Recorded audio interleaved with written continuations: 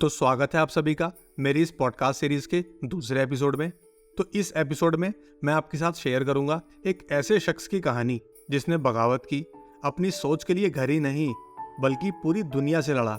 धैर्य, अनुशासन और जुनून के साथ अरबों डॉलर की एक कंपनी खड़ी कर डाली। लेकिन क्या आपको पता है, ये कहानी की जो शुरुआत है वो एक गाय की चोरी और चावल की दुकान से होती है। तो ये कहानी है चुंग जू युंग की। ये नाम है देश की दूसरी और दुनिया की तीसरी सबसे ज्यादा कार बेचने वाली कंपनी हुंडई के संस्थापक की। चुंग अपना सपना पूरा करने के लिए घर से तो भाग गए थे, परंतु समय के थपेड़ों को झेलकर चुंग ने वो कर दिखाया कि आज दक्षिण कोरिया का बच्चा बच्चा हुंडई पर नाज करता है। यही नहीं, हमारे देश का हर तीसरा शख्स एक समय में हुंडई की ही गाड़ी चला रहा था। चुंग का जन्म उत्तर कोरिया के एक छोटे से गांव में 1915 में हुआ था। उनके पिता एक गरीब किसान थे और चावल की खेती करते थे। उनकी माँ गृहिणी थी। उनका परिवार अतिरिक्त आय के लिए रेशम के कीड़ों को पाला करता था। चुंग के पिता उन्हें पढ़ाना तो चाहते थे, लेकिन उनके पास ज्यादा पैसे नहीं थे। ज्यादा पैसा ना होने के बावजूद चुंग ने किसी तरह ग्रेजुएशन की डिग्री हासिल की और टीचर बनना चाहते थे, लेकिन पैसे की कमी आड़े हाथ आई। अब चुंग के सामने दो ही विकल्प थे, या तो वो खेती करें या फिर घर से भाग जाएं। उन्होंने दूसरे विकल्प को चुना और घर से भाग गए। घर से निकलकर उन्होंने एक कंस्ट्रक्शन कंपनी में काम करना शुरू किया। इस दौरान वे 16 साल के थे, लेकिन 2 महीने बाद ही उनके पिता उनको वापस ले आए। चुंग रुकने वालों में से नहीं थे। वे 4 बार अपने घर से भागे। 3 बार उनके पिता उन्हें वापस घर ले आए। जब चुंग तीसरी बार घर से भाग रहे थे तो उन्होंने अपने ही परिवार की एक गाय चुराई और उसे बेच दिया। इससे जो भी पैसे मिले उसे लेकर वो शहर भाग गए और किसी स्कूल में एडमिशन लिया। लेकिन जब उनके पिता को यह बात पता चली तो वो उन्हें फिर से लेकर घर आ गए। 3 बार चुंग को पिता घर वापस लेकर आ गए थे, लेकिन चौथी बार चुंग ने खुद को आगे बढ़ाने पर फोकस किया। 1934 में चुंग एक बार फिर से चौथी बार घर से भागे और सीधे दक्षिण कोरिया चले गए। यहाँ पर उन्होंने चावल की डिलीवरी करने वाले बॉय का काम किया। धीरे धीरे वो एक चावल की दुकान के मालिक बन गए, लेकिन किस्मत ने उनका साथ नहीं दिया और जापानियों ने उनकी दुकान को बंद कर दिया। इसके बाद चुंग ने एक ऑटो मरम्मत की दुकान खोली और 2 लोगों को काम पर रखा। ये काम अच्छा चला और 3 साल में ही चुंग के पास 70 कर्मचारी हो गए। 1943 में सरकार ने एक बार फिर उनका कारोबार बंद कर दिया। कोई और आदमी होता तो शायद टूट ही जाता, परंतु चुंग उनमें से नहीं थे।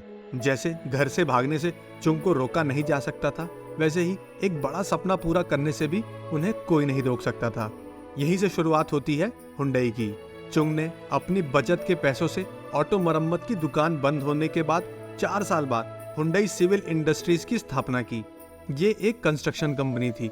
चुंग ने सरकार में अपनी थोड़ी सी पहुंच बनाई और धीरे धीरे पुल और कंस्ट्रक्शन के काम के सरकारी ठेके लेने लगे। चुंग की मेहनत रंग लाई। उनका काम बढ़ने लगा। वे बांध, हाईवे और परमाणु ऊर्जा संयंत्रों का निर्माण करने लगे। इस दौरान चुंग को ऑटो सेक्टर में संभावनाएं दिखी और उन्होंने कार के डिजाइन पर काम करना शुरू किया। वे मध्यम वर्ग के लिए कार का निर्माण करना चाहते थे और उन्होंने ऐसा किया भी। 8 साल की मेहनत के बाद हुंडई ने अपनी पहली बनाई कार को एक्सपोर्ट किया। ये कार थी हुंडई पोनी, जो दक्षिण कोरिया के लिए आज भी गर्व का विषय मानी जाती है। चुंग का ऑटोमोबाइल डिवीजन इतनी तेजी से बढ़ा कि उनके ग्रुप के बाकी काम फीके पड़ गए। एक के बाद एक कारों का निर्माण और साथ ही दुनिया भर में हुंडई की कारों को पसंद किया जाने लगा।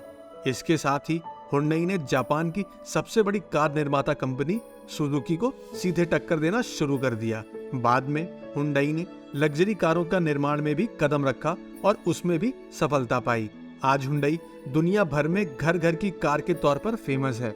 इसकी कारें अपनी टेक्नोलॉजी और कंफर्ट के लिए जानी जाती हैं। चुंग का कुछ बड़ा करने के सपने को पूरा करने में उन्हें समय जरूर लगा, लेकिन जब उन्होंने उसे साकार किया तो वो इतना बड़ा बनकर सामने आया कि दुनिया के ऑटोमोबाइल सेक्टर में वो बेताज बादशाह बन गए।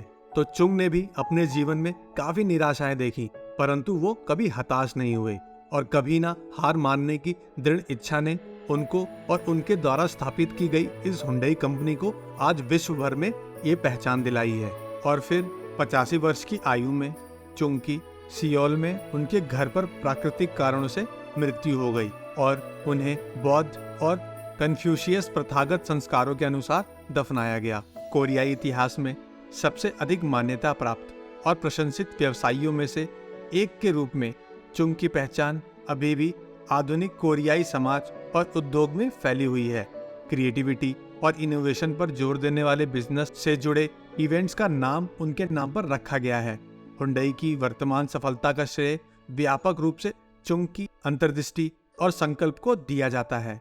आशा करता हूँ आपको मेरी इस पॉडकास्ट सीरीज का ये एपिसोड पसंद आया होगा और अब वक्त आया आपसे विदा लेने का। तो चलिए फिर मिलते हैं अब आपसे अगले एपिसोड में। तब तक के लिए जय हिंद, जय भारत।